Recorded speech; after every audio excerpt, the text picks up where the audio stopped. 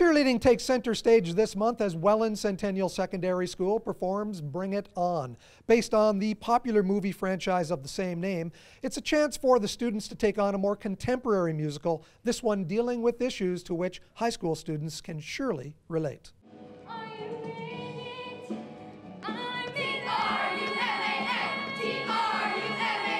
You know, we were talking in the spring about different plays that we could do, and Miss Wild, our choreographer, threw out the idea of Bring It On. It was recently on Broadway within the last 5 years. It was very successful, and it comes from a very popular movie franchise.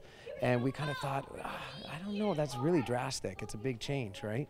And that started to give us more reason to commit to this project, for that exact reason, that it was so contemporary and it was so movement based, and it had a lot of acrobatic challenges that we had to kind of take on, and that got us excited. Is this very similar to the movies? Honestly, no, it's not. It's same kind of storyline, but I think the musical is 10 times better than the movies.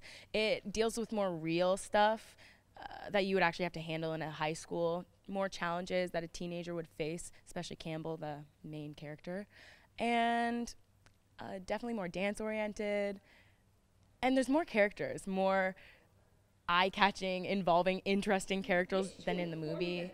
With 60 students in the cast and many more involved behind the scenes, Bring It On is one of the more challenging musicals Centennial has done. It's a physically demanding show.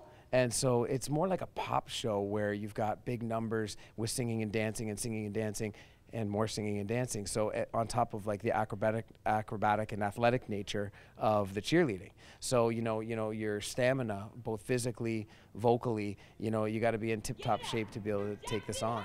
Centennial has usually taken on more traditional musicals.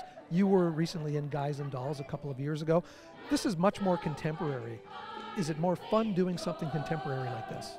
I think it's fun in a different way, because that was just a completely different experience. It's hard to kind of compare them, but this one is definitely, I think, a little bit more challenging because of the dance and the cheer and the singing and the tech. All of it is just so much, but it's super enjoyable. Mr. I, Mr. Ingro, Mr. Braun, and Miss Wild, like, they're doing an amazing job being able to keep all 60 of us in line at one time. It must be like herding cats for them sometimes. Oh my God, probably. It'll be like, oh, you're not doing this move right, you're not singing this right, and I don't know how they can pick it out. In 60 people, they can be like, oh, one person's wrong. Like, it's insane, and the show would not be like this if it wasn't for them.